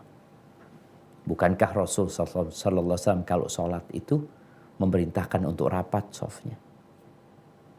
Iya. Kan bertentangan. Disinilah para ulama akan membahas. Karena ada kondisi-kondisi di dalam agama kita ini yang membolehkan kita meninggalkan sesuatu yang diperintahkan karena darurat. Sesuatu yang haram jadi halal dalam darurat. Contohnya ketika seorang dalam kondisi taun dulu umpamanya. Mereka nggak boleh, ya mereka di rumahnya sudah, jangan keluar. Mereka perlu mengisolasi diri. Ada dalam Islam yang seperti itu. Bagaimana kita diperintahkan untuk menghindar dari orang yang terkena penyakit menular yang membahayakan. Kita menghindar, bukan kita mendekat. Kita disuruh menghindar. Loh kalau sholat gimana? Ya menghindar dari dia. Ustaz masalahnya nggak ketahuan Ustaz ini sakit apa enggak gitu loh. Iya karena nggak ketahuan itulah yang menyebabkan orang berhati-hati. Makanya kalau kita lihat ada perkara-perkara yang mungkin dalam pandangan kita kok bertentangan dengan agama, kembalikan kepada orang yang berilmu. Kita lihat sendiri bagaimana umroh ditutup. Bagaimana haji ditutup. Bagaimana Masjidil Haram ditutup. Ketika kondisinya menuntut itu. Tapi sekarang kita dapat melihat Masjidil Haram sudah dibuka kembali. Mereka sholat rapat di sana. Yang sebelumnya nggak bisa seperti itu gitu loh. Jadi kalau memang ada perkara-perkara yang menurut sebagian kita bertentangan dengan perkara agama, coba dilihat apakah memang bertentangan atau memang ada pengecualian. Oh ternyata masalahnya memang ada khilaf di sini. Ketika ada khilaf, ada dua pendapat yang dua-duanya memiliki kekuatan hukum. Lalu seorang pemimpin memilih salah satunya, maka tugas kita mengikutinya. Barakallahu fiik. Masya Allah, jazakallah khair Ustadz atas jawabannya. Semoga dapat difahami oleh yang sang penanya. Berikutnya masih via WA ya Ustadz, pertanyaannya. Bismillahirrahmanirrahim. Assalamualaikum Ustadz. Semoga antum dan keluarga selalu Allah berkahi. Amin. Ustadz mohon nasihatnya. Kami memiliki pemimpin yang cerdas dan pintar di tempat kami bekerja. Namun jika berbicara, lisannya tajam dan sering menyayat hati kami. Merendahkan orang lain dan mengumbar kesalahan mereka. Dan sering kali berbangga diri mengulang-ulang pencapaian keberhasilannya yang diraih atas usahanya selama ini. Mohon nasihat dan seperti apa sikap kami kepada pemimpin kami dari hamba Allah di Kalimantan. Tafadhal Ustaz. Barakallahu fiik. Iya jemaah. Kalau pemimpin disuruh sabar ya anak buah juga perlu sabar menghadapi pemimpin yang seperti itu. Kita kan bicara tentang pemimpin yang ideal, pemimpin idaman. Tapi kalau ternyata nggak dapat kayak gitu, ya perlu bersabar. Kata Nabi SAW, nanti akan ada pemimpin-pemimpin yang meminta haknya dan tidak melaksanakan kewajiban. Para sahabat bertanya, ya Rasulullah, apa tugas kita pada waktu itu? Kata Nabi SAW, berikan hak mereka, kalian minta hak kalian sama Allah Azza wa Jalla. Jadi ada kondisi yang memang ya kita nggak bisa berbuat apa-apa. Maka tugas kita adalah mentaati selama perintah dia itu dalam hal yang ma'ruf, meminta hak kita sama Allah Azza wa Jalla, meminta hak kita sama Allah Jalla Jalla. Kalau kita dapat memberikan nasihat kepada pemimpin, ya penting. Artinya watawasau bil haq, watawasau bis sabr itu tetap dilakukan antara anak buah sama pemimpin, anak buah sama atasan. Itu tetap dilakukan walaupun caranya berbeda. Kalau atasan, tadi kita sampaikan, dia punya power, dia bisa panggil, dia bisa kasih hukuman. Tapi kalau anak buah kan nggak bisa seperti itu. Maka selain tadi dia bersabar, dia tetap beramar ma'ruf dan bernahi mungkar. Ada pemimpin-pemimpin yang masalahnya di awal yang tadi kita sebutkan. Awal kriteria itu hatinya harus bersih. Hatinya harus selamat. Kalau hatinya memikirkan tadi dia berbangga diri dengan pencapaian dia. Pencapaian itu pencapaian tim. Itu yang kadang-kala pemimpin lupa. Bukan pencapaian pribadi dia. Emangnya dia kerja sendirian. Coba anak buahnya semua berhenti. Dia suruh kerjain tuh semuanya. Dia akan tahu diri. Tapi memang karena masalahnya masalah di hati, sekarang bagaimana anak buah ini berusaha memperbaiki pemimpinnya. Karena kesian. Kesian apa? Boleh jadi ketika dia menyebarkan kesalahan anak buahnya, ya Allah akan membongkar kesalahan dia nantinya. Ketika dia mencaci maki, menjelek-jelekkan, lisannya pedas seperti itu. Kita ingat dengan cerita seorang sahabat kepada Nabi SAW tentang seorang wanita yang sholat malam, yang rajin puasa, yang suka sedekah, tapi pedas ngomongnya. Kata Nabi SAW, suka menyakiti tetangganya. Kata Nabi SAW, la khaira fiha hiya finnar. Gak ada baiknya tuh orang, neraka tempat. Maka tugasnya adalah bersabar anak buah ini terus berpikir bagaimana memperbaiki pemimpinnya. Boleh jadi dengan mengadakan kajian, boleh jadi dengan bikin ya acara kita ziarah kubur lah. Yang termasuk disunnahkan untuk melembutkan hati. Atau kita cari orang yang di atas dia yang dapat memberikan nasihat. Karena kita bersaudara, walaupun dalam perusahaan tersebut umpamanya, ya dia di atas, tapi kita tahu ada mungkin orang-orang yang lebih tinggi dari dia yang dapat memberikan nasihat kepada dia sambil didoakan. Semoga Allah memberikan petunjuk kepadanya. Barakallahu fiik. Nah.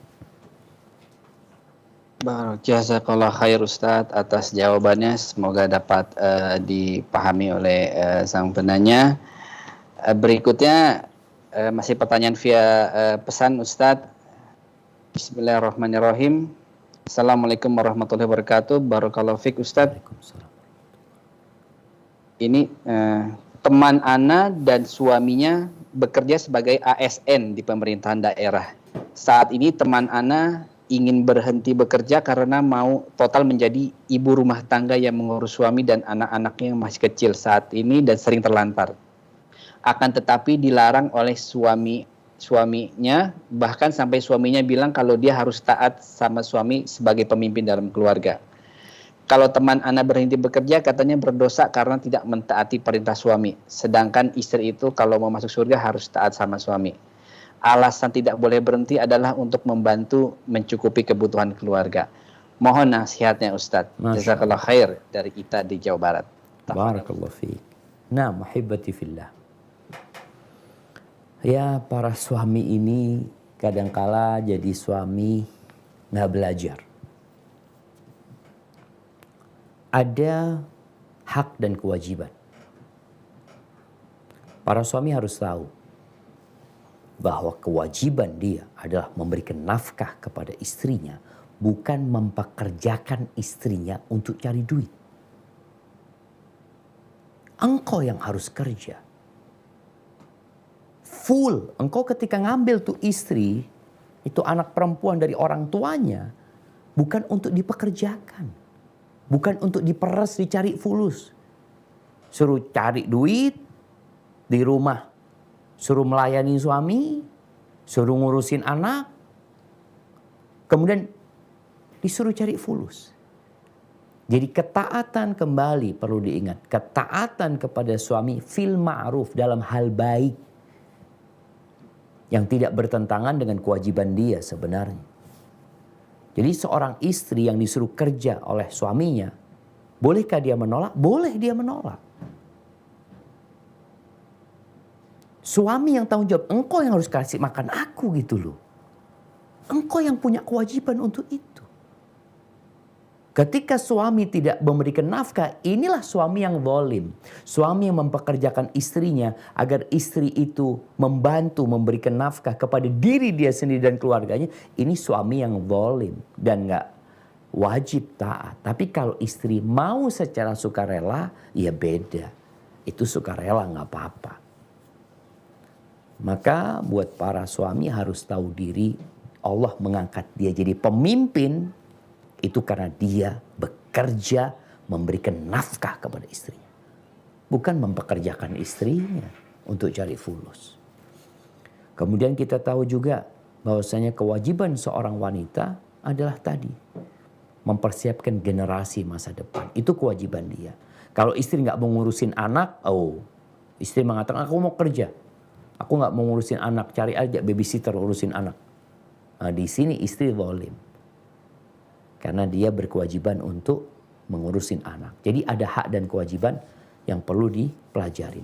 Kemarin Ana membaca satu cerita yang menarik sekali tentang seorang wanita yang awalnya adalah dia wanita karir, kemudian dia berhenti, dia fokus untuk mendidik anaknya, merawat anaknya. Dia katakan ternyata tugas merawat anak itu jauh lebih capek, lebih melelahkan daripada bekerja cari uang.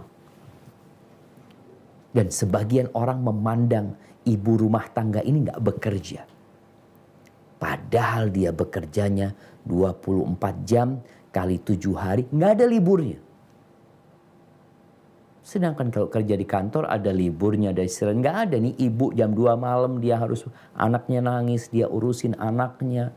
Pagi hari mulai dia membuka matanya sampai menutup matanya, terus kerjaan dia. Maka mungkin perlu ibu untuk duduk sama suaminya untuk menetapkan visi dan misi keluarga ini mau apa.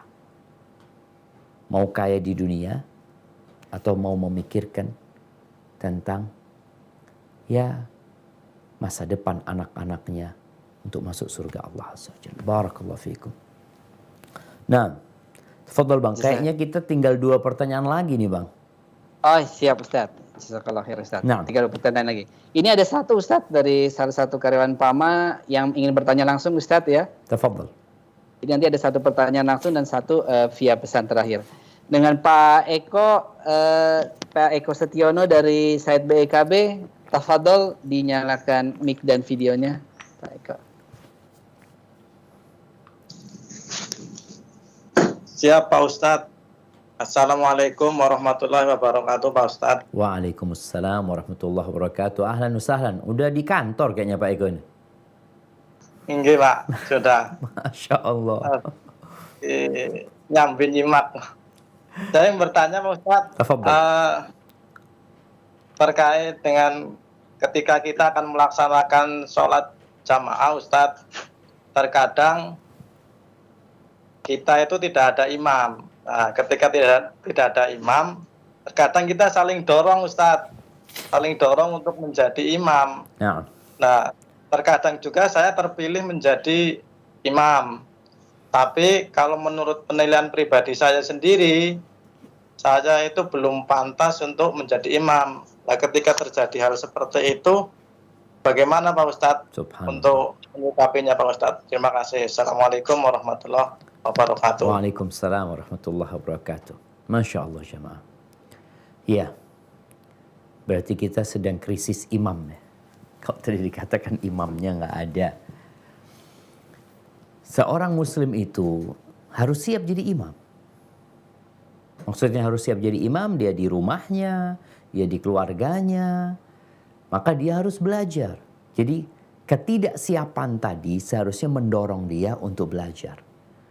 Belajar apa? Belajar tentang syarat, rukun, wajibnya sholat. Kalau bicara tentang bacaan dia perlu setorkan kepada orang. Karena kita tahu ada hal-hal yang rukun, yang mau tidak mau. Umpamanya Al-Fatihah. Dia datang ke Ustadz, Ustadz Ana ini kadang-kadang jadi imam Ustadz. Tolong Ustadz koreksi Ana Ustadz ya, minta. Atau nanti perlu datangkan Ustadz untuk bikin ya kajian singkat bagaimana menjadi imam. Jadi teman-teman yang dorong-dorongan itu supaya tahu yang jadi imam itu siapa sebenarnya sih. Bukankah Nabi SAW mengatakan ya ummukum aqra'ukum li kitabillah. Jadi imam itu yang paling banyak hafalan Qur'annya. Itu yang jadi imam gitu. Sehingga nanti anak buah tuh tahu. Mereka kasih kesepakatan, oh kayaknya yang paling pantas fulan. Insya Allah dengan cara seperti itu semua termotivasi untuk belajar lagi. Kalau untuk jadi imam sholat duhur, asar semuanya mampu. Karena dia cuma Allahu Akbar doang. Tapi kalau sudah sholat maghrib, isya, subuh gitu ya. Itu yang perlu ya mau nggak mau orang kadang-kala dorong-dorongan sehingga kadang-kala yang terpilih belum tentu yang terbaik di antara mereka. Jadi kalau Bapak memang sudah terpilih dan insya Allah kalau sholatnya Pak Eko tadi sah buat diri Bapak, sholat buat makmum insya Allah juga sah ketika itu. Barakallahu fiik. Nah. Ya. Jazakallah khair Ustadz atas jawaban yang disampaikan. Berikut pertanyaan terakhir ya Ustadz ya. Izin nanti sebelum mengakhiri mungkin rekan-rekan nanti acara akan ada kata penutup dari perwakilan manajemen. Pertanyaan terakhir Ustadz. Assalamualaikum warahmatullahi wabarakatuh. Semoga Allah senantiasa menjaga Ustadz beserta keluarga. Dalam sebuah hadis Rasulullah bersabda, sebagaimana keadaan kalian seperti itulah pemimpin kalian, dari hadis riwayat Al-Baihaqi. Mohon penjelasan mengenai hadis ini Ustadz melihat kondisi saat ini. Jazakallah khairan. Tafadhal Ustadz. Barakallahu fikum. Naam, ahibati fillah. Bicara apa yang baru saja disebutkan. Sebenarnya hadis ini dhaif ya. Yang dikatakan kama takunu yuwalla alaikum. Sebagaimana kalian seperti itu, maka kalian itu gambaran pemimpin kalian. Namun ada sebuah ayat yang, tunggu anda lihat ayatnya di surat apa?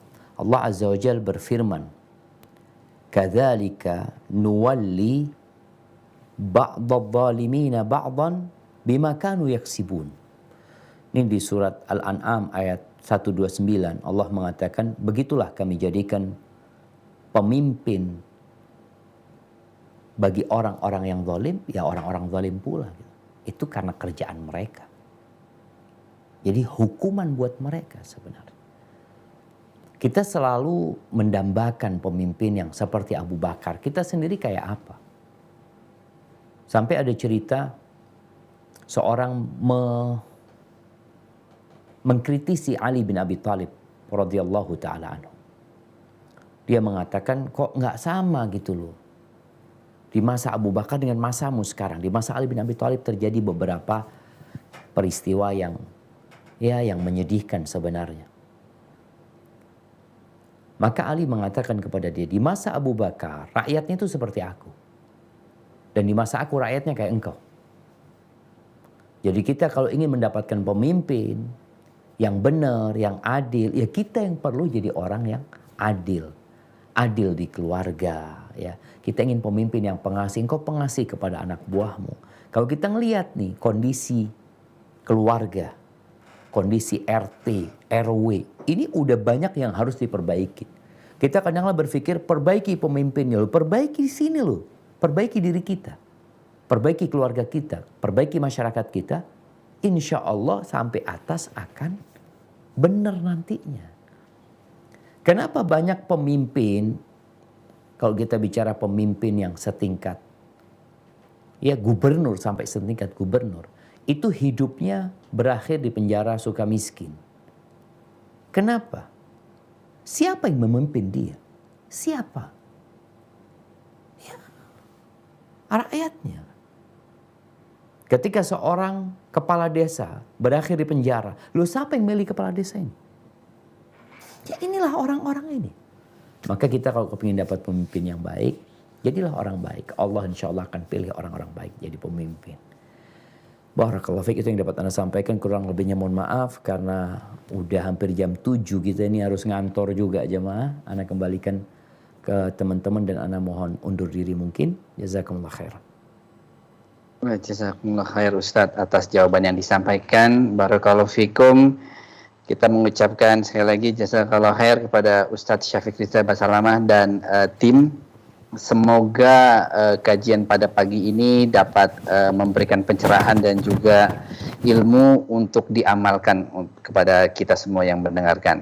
Oke, sebelum kita mengakhiri acara ini, insya Allah akan ada kata penutup dari perwakilan dari manajemen PT Pam Persada Nusantara dan grup dengan Bapak Rafinis Mutiara. Kepada Pak Rafinis, tafadhol nyalakan kamera dan gitu. Baik, silakan Pak. Baik, sorry, maaf ini sinyalnya agak keganggu sedikit. Assalamualaikum warahmatullahi wabarakatuh. Syukur kita kehadirat Allah Subhanahu Wa Taala pada hari ini, mudah-mudahan kita dapat hidayah dan syukron. Jazakallah kepada Ustadz Syafiq Basalamah ya atas memberikan tausiah kepada kita. Insya Allah kita selalu dalam keberkahan Allah Subhanahu Wa Taala. Jadi yang disampaikan oleh Ustadz tadi tentunya kriteria menjadi pemimpin dari sekian banyak, mungkin kalau 50% aja kita laksanakan secara kafah, ya insya Allah kita menjadi pemimpin yang baik, yang diridhai oleh Allah Subhanahu Wa Taala. Ya, mulai dari tadi Nabi Musa yang menyerahkan dirinya dan pengikutnya kepada Allah Subhanahu Wa Taala dalam keadaan terjepit. Kemudian bagaimana Nabi Yusuf yang ditunjuk menjadi pemimpin, tapi dia mengukur bahwa dia adalah orang yang amanah dan memiliki pengetahuan. Kemudian pemimpin-pemimpin yang lainnya seperti Abu Bakar, Umar bin Khattab, dia yang menjadi pemimpin yang dermawan, pemberani, yang bisa melihat kelebihan dan kekurangan dari anak buah ya, atau orang di sekitarnya. Ya. Jadi tentunya kriteria untuk menjadi pemimpin yang kalau semua kita laksanakan akan menjadi pemimpin yang bisa diandalkan. Ya. Apalagi kita dalam situasi pandemi menjalankan bisnis, ya insya Allah apa yang disampaikan oleh Al-Ustadz ya dapat kita jalankan dengan baik. Pertama saya juga berterima kasih dan memberi apresiasi ya. Saya agak terharu tadi Ustadz begitu melihat pakai baju PAMA, ada lambang PAMA dan lambang nilai inti. Syukran Ustadz ya. Kami juga merasa bangga dengan Al-Ustadz yang begitu gagahnya pakai baju PAMA. Ya insya Allah ini menginspirasi kita, kebanggaan kita terhadap PAMA, dan khususnya kita sebagai Muslim juga harus menunjukkan bahwa sebagai pemimpin, karena kita semua adalah pemimpin, maka kita harus menunjukkan bahwa kita adalah orang yang memberikan kontribusi yang sangat positif ya terhadap kemajuan perusahaan. Jadi ke depan ya kelak, walaupun untuk menjadi pemimpin itu bukan menjadi keputusan kita, tetapi adalah keputusan dari pemimpin-pemimpin kita yang tentunya juga itu adalah kehendak Allah Subhanahu Wa Taala. Tentunya ini juga harus diperkuat dengan doa, diperkuat dengan amal ya, dan jadi kelihatannya korelasi antara amal ibadah kita, bagaimana kita mengajak orang untuk taat kepada Allah, dan korelasinya terhadap performa perusahaan ya rekan-rekan semua erat kaitannya. Ya, dan disampaikan Ustadz tadi sangat relevan ya dalam kegiatan kita untuk menjalankan roda perusahaan ini. Kita sangat yakin bahwa kalau kita belajar ya, berilmu ya, kemudian terus mengasah ilmu kepemimpinan kita, ya insya Allah kita bagian dari orang-orang yang dipilih ya untuk menjalankan roda perusahaan ini. Ya, yang mana perusahaan ini menaungi 20 sampai 30 ribu orang ya, kemudian juga ada keluarganya, jadi banyak sekali yang dinaungi dalam perusahaan ini. Nah, kalau perusahaan ini dijalankan dengan dasarnya adalah kepemimpinan yang taat ya insya Allah perusahaan ini dapat melaju kencang ya.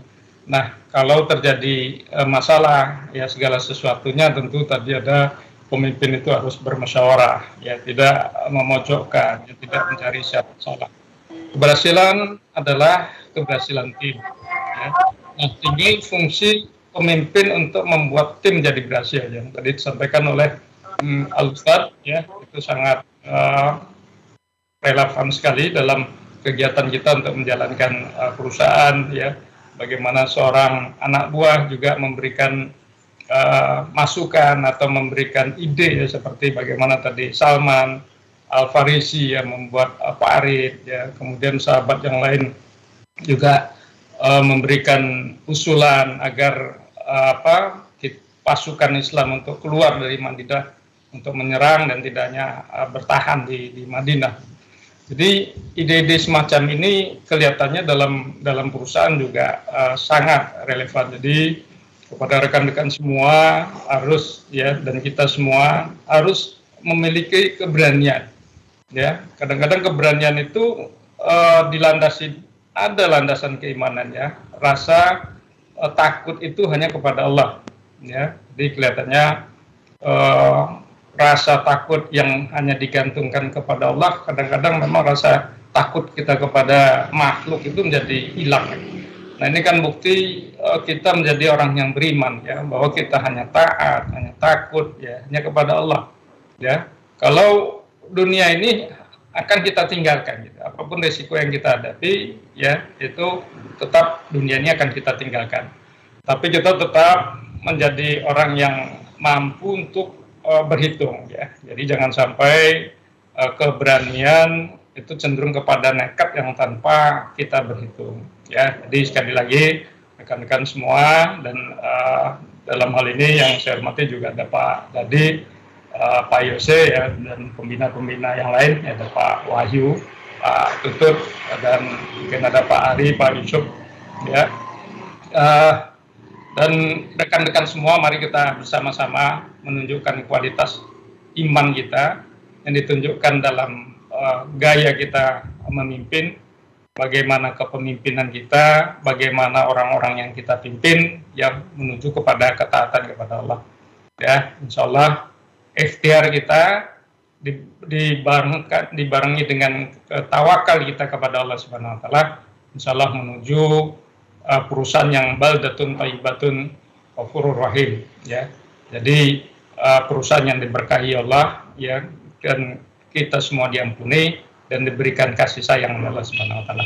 Demikian rekan-rekan semua dan yang hadir pada saat ini, sekali lagi jazakallah Ustaz Syafiq atas tausiahnya pada pagi hari ini, insya Allah memberikan manfaat dan memberikan hidayah kepada kita semua. Billahi taufik wal hidayah. Assalamualaikum warahmatullahi wabarakatuh. Terima kasih Pak Catur. Waalaikumsalam warahmatullahi wabarakatuh. Jazakallah khair Pak Arapinis Mutiara atas kata-kata penutupnya. Demikian kiranya para jamaah, sesi kajian online pada pagi ini menandakan sudah selesai. Kami mengucapkan barakallahu fikum. Kita tutup dengan doa kafaratul majelis. Subhanakallahumma bihamdika asyhadu alla ilaha illa anta astaghfiruka wa atubu ilaih. Wassalamualaikum warahmatullahi wabarakatuh.